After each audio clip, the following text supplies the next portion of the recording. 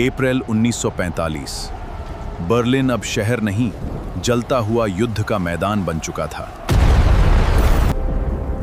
धुएं ने आसमान को इतना ढक लिया था कि दिन भी रात जैसा लग रहा था। जमीन के नीचे कंक्रीट और स्टील के पीछे छुपा था एक खुफिया बंकर। बंकर के हर कमरे में डर का ऐसा सन्नाटा था जिसे महसूस किया जा सकता था। बंकर की हवा ठंडी, गीली और डर से भरी हुई थी।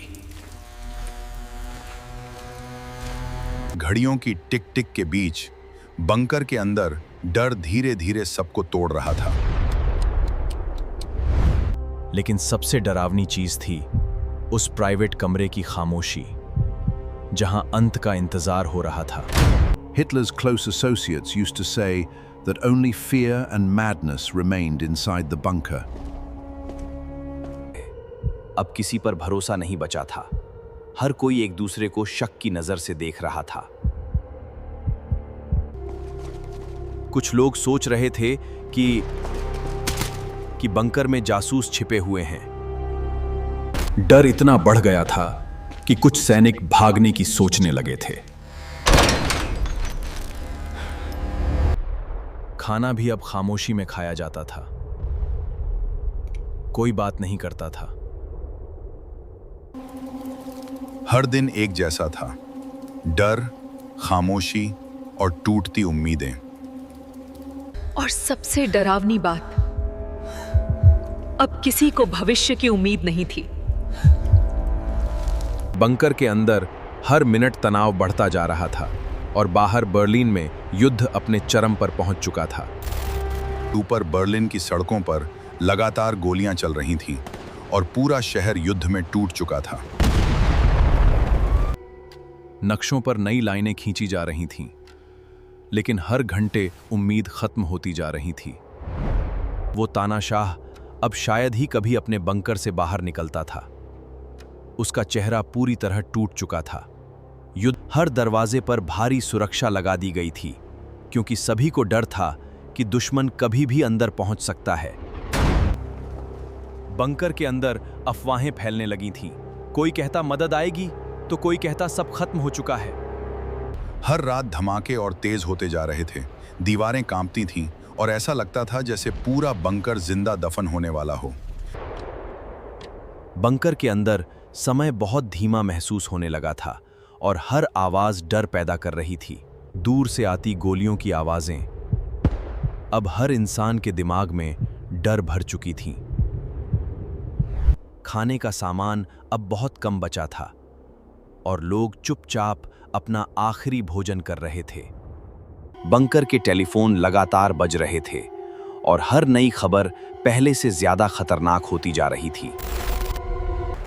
जब सैनिक बाहर से लौटे, उनके चेहरों पर सिर्फ डर दिखाई दे रहा था।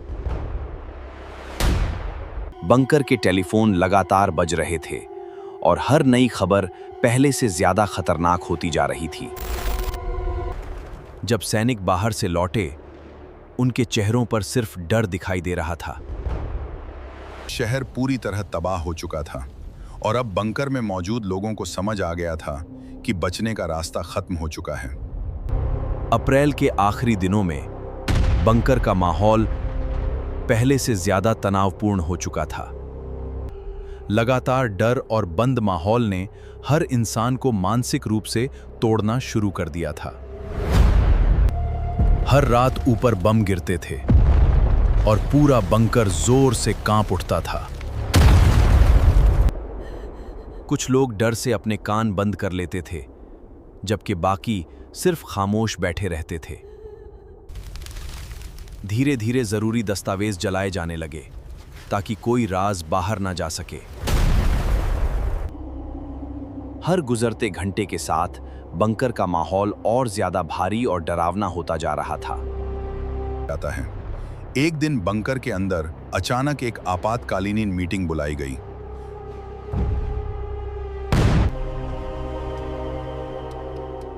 कमरे में घुसते ही सभी को एहसास हो गया कि मामला बेहद गंभीर था। नक्शों में लगभग पूरा बर्लिन दुश्मन के कब्जे में दिखाया जा रहा था। कुछ अधिकारी अब भी लड़ाई जारी रखने की बात कर रहे थे, लेकिन उनके शब्दों में भरोसा नहीं बचा था। मीटिंग के दौरान बाहर तेज धमाके हुए और पूरा कमरा कुछ सेकंड के लिए खामोश हो गया। हिटलर ने धीमी आवाज में कुछ आदेश दिए, लेकिन अब किसी को जीत की उम्मीद नहीं थी। उस रात बंकर के गलियारों में सिर्फ मशीनों की आवाज और दूर गोलियों की गूंज सुनाई दे रही थी। अब बंकर में मौजूद लोग बाहर निकलने के रास्तों पर चर्चा करने लगे थे। हमें यह रास्ता देगा हो, लेकिन सुरक्षित है। जल्दी करो, समय कम है। ठीक है, तैयारी करो। कुछ सैनिकों को लगता था कि छोटे समूहों में भागकर बचा जा सकता है, लेकिन बाहर मौत इंतजार कर रही थी। ऊपर सड़कों पर लगातार लड़ाई चल रही थी और पूरा शहर धुएं में डूब चुका था। बंकर के अंदर हवा भारी होती जा रही थी और लोगों को सांस लेने में मुश्किल होने लगी थी। महत्वपूर्ण दस्तावेज जलाए जा रहे थे ताकि कोई संवेदनशील जानकारी बाहर ना जा सके। जब कुछ लोग ऊपर शहर देखने पहुंचे, वहां सिर्फ आग और टूटती इमारतें दिखाई दे रही थीं। जब वे वापस लौटे, उन्होंने सिर्फ इतना कहा, अब बहुत देर हो चुकी है। अब बंकर में हर इंसान को महसूस होने लगा था कि इतिहास अपने अंतिम मोड़ पर पहुंच चुका है। गलियारों में कदम धीमे हो चुके थे और बातचीत लगभग पूरी तरह बंद हो गई थी। दुश्मन की सेनाएं राजधानी की ओर बढ़ रही है। कितनी बुरी खबर है ये। लड़ाई और तेज हो गई है। हवाई हमले शुरू हो गए हैं। हमें तुरंत जवाब देना होगा। हिटलर अब बेहद सीमित लोगों से ही मिलता था और घंटों तक अपने कमरे में बंद रहता था। अब डर हर चेहरे पर साफ दिखाई देने लगा था और लोग चुपचाप समय गुजरने का इंतजार कर रहे थे। ऊपर से आने वाले धमाके अब इतने करीब लग रहे थे जैसे लड़ाई बंकर के ठीक बाहर चल रही हो। ऐसा महसूस हो रहा था जैसे पूरा बंकर किसी बड़े और अंतिम फैसले का इंतजार कर रहा हो। अंतिम दिनों में बंकर पूरी तरह डर और तनाव से भर चुका था। कई लोग मानसिक रूप से टूट चुके थे, कुछ रो रहे थे, जबकि कुछ पूरी तरह खामोश हो गए थे। अब किसी को जीत की उम्मीद नहीं थी। हर इंसान सिर्फ आने वाले अंत के बारे में सोच रहा था। ऊपर शहर की लड़ाई लगातार तेज होती जा रही थी और धमाकों की गूंज बंकर तक महसूस हो रही थी। बंकर के सैनिक लगातार सुरक्षा में लगे हुए थे, क्योंकि दुश्मन कभी भी अंदर पहुंच सकता था। कुछ लोगों ने आखिरी बार अपने परिवारों के लिए संदेश लिखे, जबकि जरूरी रिकॉर्ड हमेशा के लिए नष्ट कर दिए गए। धीरे धीरे बंकर का हर कमरा एक डरावनी खामोशी में डूब गया। फिर वह दिन आया जब बंकर में मौजूद लोगों को समझ आ गया कि सब कुछ खत्म होने वाला है।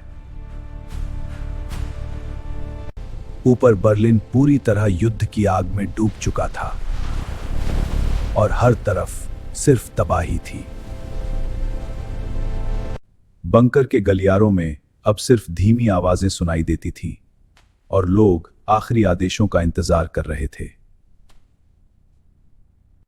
उन्हीं अंतिम घंटों में कई ऐसे फैसले लिए गए जिन्होंने युद्ध के अंत को हमेशा के लिए बदल दिया।